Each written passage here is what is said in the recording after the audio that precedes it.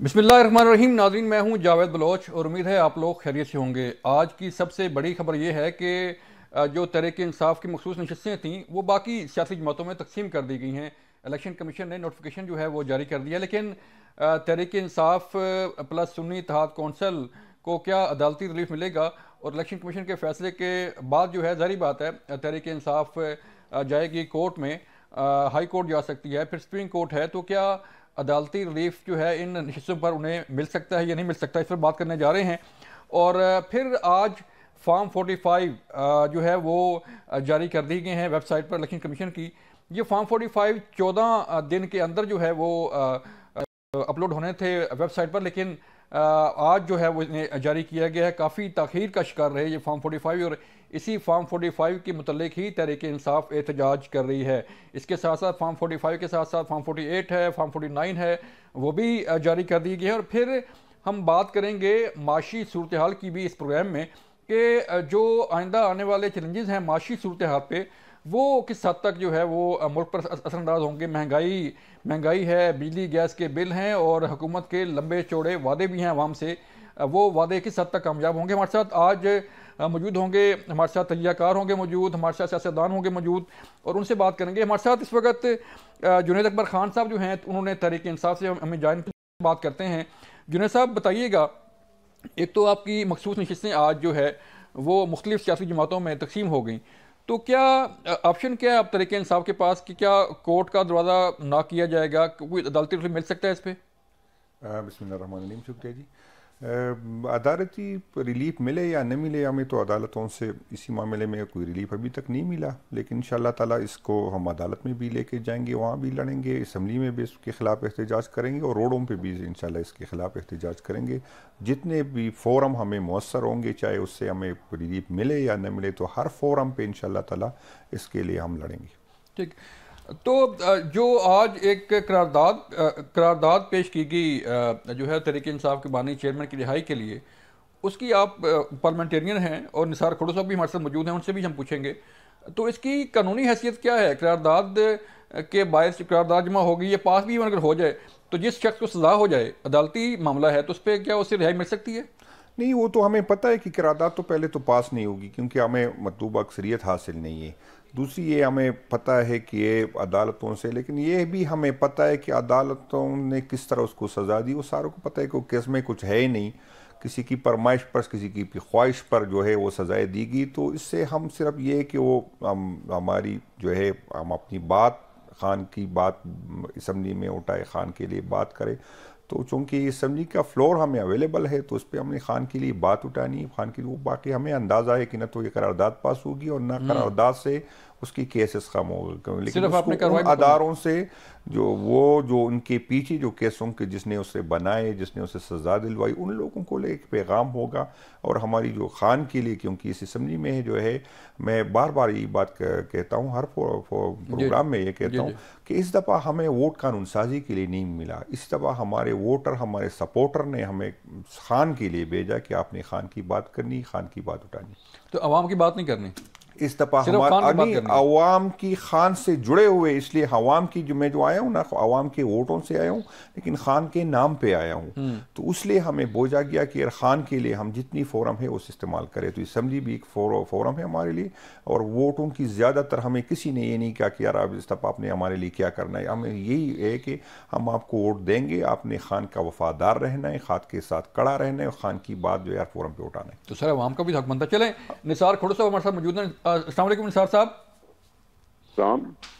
Sir बताइएगा, आज जो सुन्नी इत्तेहाद कौंसिल की नशिस्तें थी, तहरीक इंसाफ की कह लें, सुन्नी इत्तेहाद कौंसिल की कह लें, वो आपको भी मिली हैं, नून लीग को भी मिली हैं, तकसीम कर दी हैं इलेक्शन कमीशन ने। तो क्या आप समझते हैं कि जो ये नशिस्तें हैं बरकरार रहेंगी? आपकी बाद में कोई अदालती रिलीफ अगर मिल गया, फैसला आ गया, तो फिर मामला खराब हो जाएगा?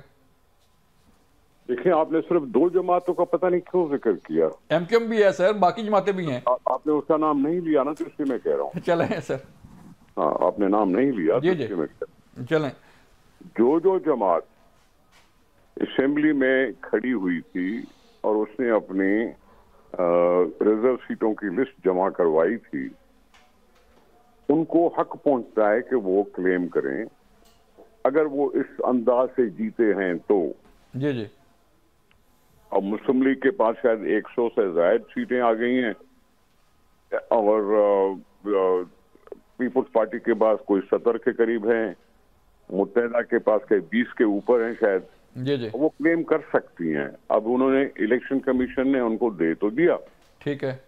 अब वो पीटीआई या सिंध सुन्नी इत्तेहाद काउंसिल के ऊपर मुनहसर है कि वो कोर्टों से रुजू करते हैं कि नहीं करते। ठीक है, इलेक्शन कमीशन ने अपना फैसला दे दिया, हो सकता है वो किसी को फैसला अच्छा लगे बुरा लगे, जी जी, लेकिन अब उसका मदावा अगर किसी ने करना है तो वो जाके कोर्ट होंगी।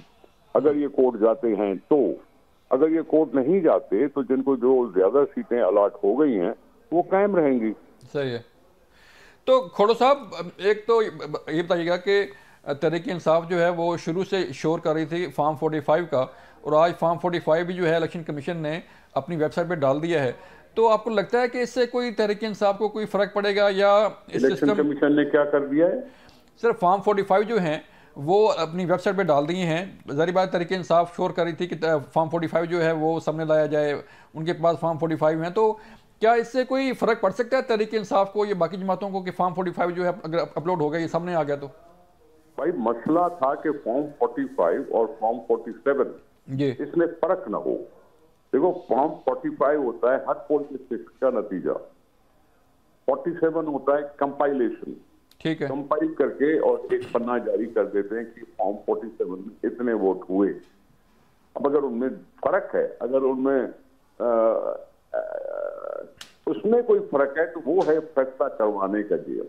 जी जी, 45 और 47 में फर्क नहीं होना चाहिए, सिर्फ मजा कथा सिर्फ यही है।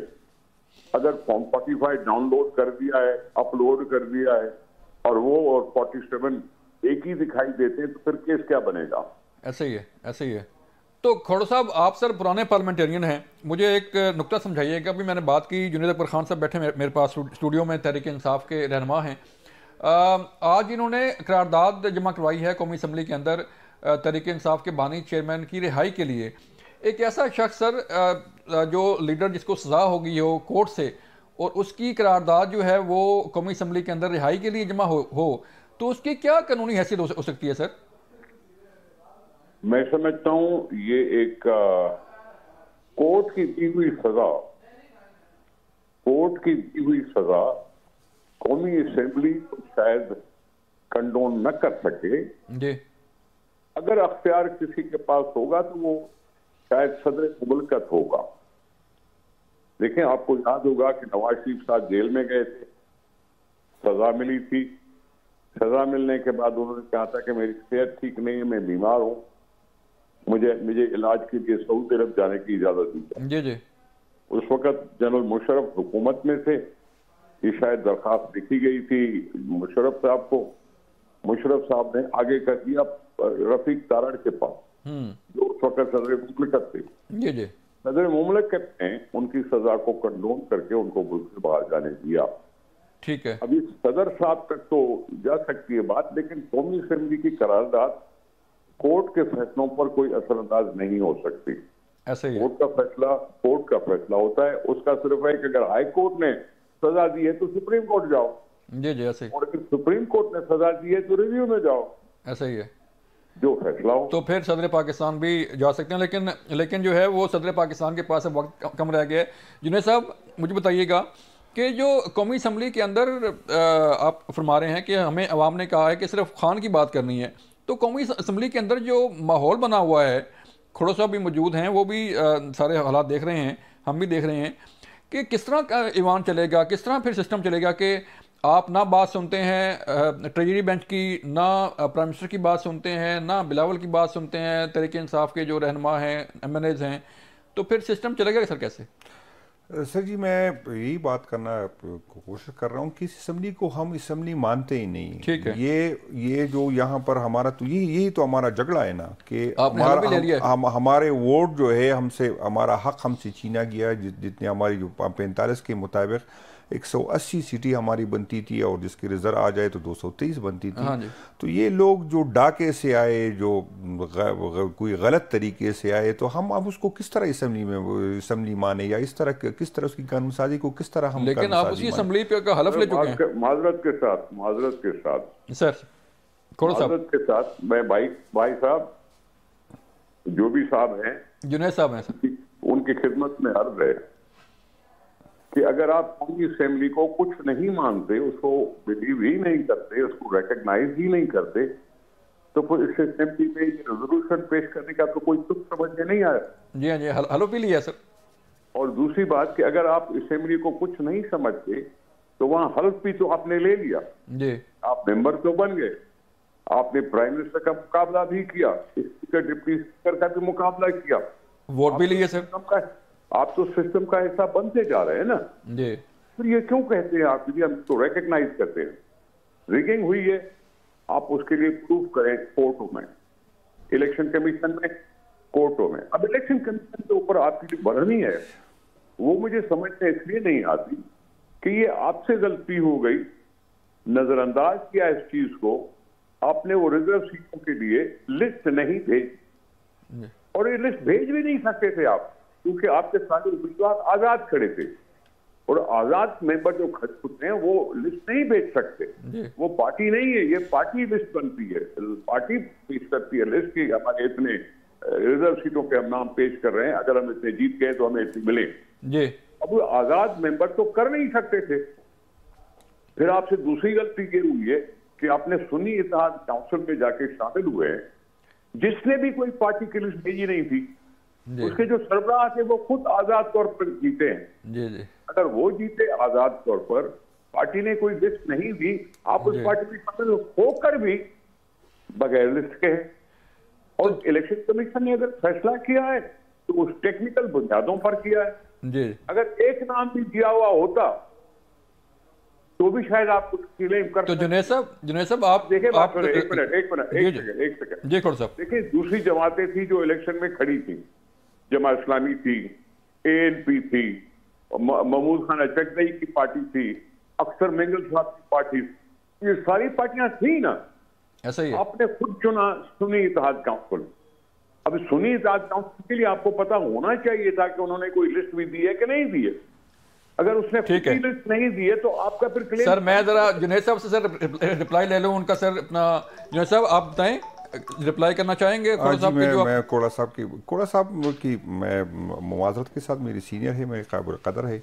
इस असम्बली में हम जो पहली दफ़ा हमने गलती की थी, जो असम्बली से निकल गए थे, एक फोरम था हमारे जो हम बात कर सकते, तो हमने इलेक्शन में इसलिए नहीं हिस्सा लिया कि हम इस वज़ीर आज़म को वज़ीर आज़म मानते या स्पीकर को स्पीकर मानते, क्योंकि ये जो वज़ीर आज़म को जो हमारे पास जो 45 के मुताबिक 17 सीटें उस नून वालों ने ली, तो अगर ये हम असम्बली में ना आते तो जो खान की हम बात करते, जो हम 45 की बंद, ये फोरम हमसे हमारे पास ना होता, तो हम सिर्फ इसलिए आए। दूसरी सीनेटर साहब ने बात की, बिल्कुल सही फरमाया, लेकिन मैं सीनेटर साहब के सामने माजरत के साथ ये बात करना चाहता हूँ कि कीपी में इस तरह हुआ था कि बाप पार्टी जो बनी थी, बाप का वहाँ लिस्ट उसने नहीं दिया था।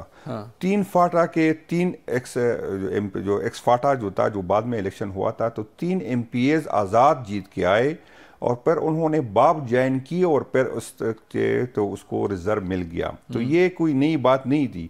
दूसरी बात ये है कि टेक्निकलिटी के पीछे अगर चुप ना हो तो ये अलग बात है, लेकिन ये सबको पता है, अगर मुझे वोट मिला है या जो 92 MNAs हमारे मौजूदा असम्बली में है, तो ये इमरान खान का है, ये इमरान खान का मैंडेट है, और ये पाकिस्तान के नहीं, पाकिस्तानी अवाम का, इसने इमरान खान को दिया, इमरान खान को दिया, तो ये रिजर्व भी।